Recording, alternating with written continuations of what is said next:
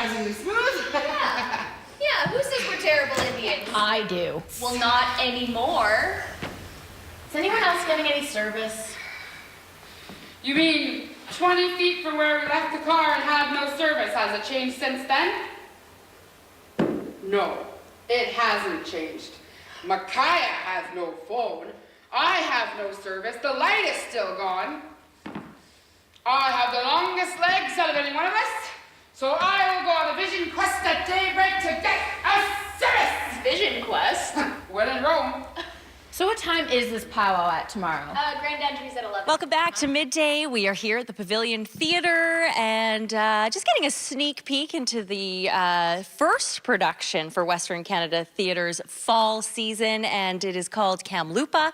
And we're joined by the director, Kim Senclip-Harvey, and we also have one of the actresses in this play, which is a fantastic play, by the way, Yolanda Bonnell. Thanks for joining us, ladies. Thank you. This is, we just got a little preview into a part of the show. Maybe you can talk a little bit about what we just saw. So, as these two urban Indigenous sisters are traveling to Kamloopa with the character that Yolanda plays was one of their friends, they get into some mechanical issues with the car and are forced to kind of set up camp, which we imagined was halfway between Merritt and Kamloops, on that like 40-minute stretch there that gets really dark, and they set up a camp to figure out what they can do to get out of that kind of jackpot situation. So it inhibits them from coming to Kamloopa, but as they realize, the serendipitous moment of that is that they're actually, the two sisters are on their traditional territory. So it's the first time that they've ever actually been there, and they run into what that means as Indigenous women. So it's one of my favorite scenes. Yeah. We call it Camp Coyote Killers, but it's a lot of comedy. It's also watching urban people try and live on the land. But it's also, to me, there's a really special, I feel like it's a pilgrimage because of the way Indigenous people have been treated, about being displaced, that when you first return home, when you first go onto your territory, there's something really special that happens. And to be able to bear witness to what happens to these three women as they experience that together is really, I think it's really beautiful. This is a show that is sure to resonate with audiences, following two sisters and their friend, which, Yolanda, you play the friend, right? Yes. And on their journey on a road trip from Vancouver to Kamloops, for this big world powwow, right? What does it mean, Yolanda, to be in this show for you specifically? Yeah, it's been an incredible experience so far, and it's really important to me that, you know, as we're talking about reclaiming what Indigenous theatre is and putting our Indigenous matriarchs at the forefront, and that for me has always been an important part of my own work as well, and that we're you know, giving voice to Indigenous women. Indigenous women have the most silenced voice, and so it's really important that we're showing their humanity, our humanity, that we laugh, that we have moments of joy and exultation, and so it's really humbling for me to be a part of this and journey, and not just for my own experience, but for the experiences of other young Native girls that, you know, I grew up often on a reservation, never thinking that I would be in a position like this. This felt like it was not possible for me to be here.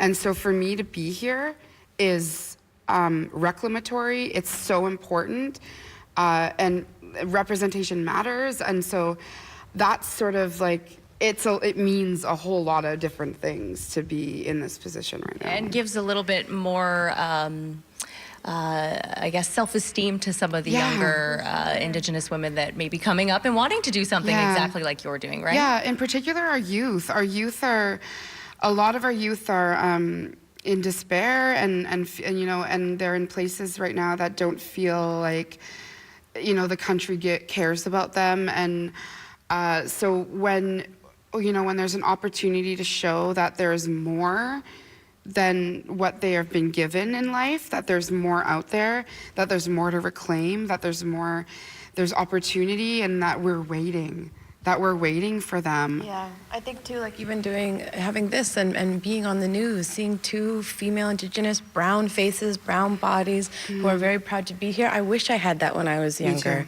I watched the daily news. I watched the news growing up, and I would always say, why isn't there anyone that looks like me? Yeah. And so that's a big part of this too, that yes, the show is important, but having these strong Indigenous women out there to reach those young people, which is also why we do the podcast. We say it's for the young ones who can't come to the show, who aren't able to get themselves here, that they can have access to the work that we're doing here, which is really important. And for me too, it's also that like Yolanda is an incredible dramatic performer. She was at Stratford last year to make her Stratford debut, but also that she's an incredible comedian. And that's the big part I want to show the audiences when they come too, is that they are going, we had our first audience last night. They were laughing because these women are incredibly funny. We've spent a lot of our days laughing. Yeah. I do sense some comedy in the show for sure. Because I think that's too the message is that yes, we go through these complex situations. Yes, life is really dire, but we also laugh our way through it. That laughter for Indigenous people is really medicine. Yeah, it is. It is. And that's one of the things that I've talked about with other Indigenous performers as well, is that, oftentimes people will be like, oh, how are you able to do it? How are you able to get through it? And I grew up around native auntie cackles, like that, like native laugh. Like it's so deep and penetrating and like lovely and just it's so important to hear. And like, yeah, it's medicine. It's how we get through And a it's lot of our strength. pain. To me, it shows the matriarchal strength of our Indigenous women. And we've talked about this. I don't think there's another sector of the ecology of our population who has been so mistreated in this country, of our Indigenous women. They've been so marginalized, we've been so oppressed, and to still know that through it all, not only are we still here, but we're able to reclaim power, we're also to be able to laugh, we're able to create work that is fully complex, to me, is to say that I just don't know any people who are stronger than Indigenous women. Yeah. And I think the community and the country and the ecology of the work really needs to see that. Yeah. This is kicking off in Kamloops, I guess, Kim, and obviously a special moment for you, especially just having written this and directed it. And really a passion for you.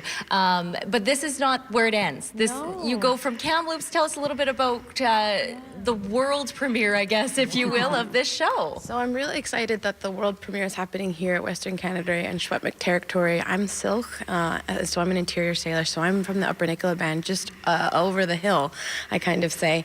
And so for me, I have a long relationship with Western Canada Theatre. They have been incredibly supportive of Indigenous theatre across Canada, working with people like Kevin Loring, Laurie Marchand, and Daryl and James continue to support Indigenous theatre. They continue to prioritize it.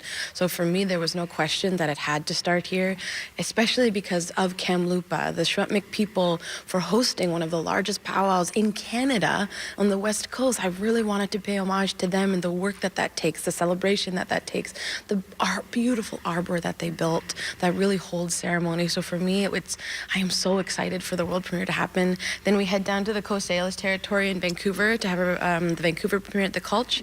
And then we head over to Cree territory and Blackfoot territory in Saskatoon at the Persephone Theatre with Gordon Tatusa's theatre to have the Saskatoon premiere there. And then who knows, there's lots of talk of it traveling, but for me, I hope this show has long legs because I believe that our community needs it. I think right now the world needs to be laughing more and we need to be really witnessing what love is. And for me, that's what Kamloopa is, was watching three Indigenous women, sisters, who really do love each other for who they are right in the here and now. Thank you very much, ladies. This is a show of courage, identity, finding your identity, reclaiming identity, really, and a really inspiring show. So we appreciate that. Thank you. Break a leg. Kamloopa running at the Pavilion Theatre until the 22nd, and then, of course, moving on down to the coast after that. This kicking off the fall season for Western Canada Theatre. And, of course, you can get tickets at kamloopslive.ca. We'll be right back after a quick break. From what I gathered, grand entry is when everyone enters the place, like a parade. Oh my God, a parade? Grand entry is when the dancers are called into the grounds in a good way. The dancers follow the head dancers, respected leaders. The drumming is central to the entire event. It is the heartbeat of the land, the people, us. Or at least that's what it says in my Powwow 101 printout. Give me that.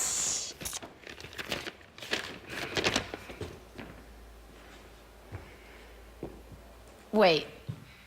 So you guys are gonna dance behind these respected people? Sure. Well, it doesn't say anything about About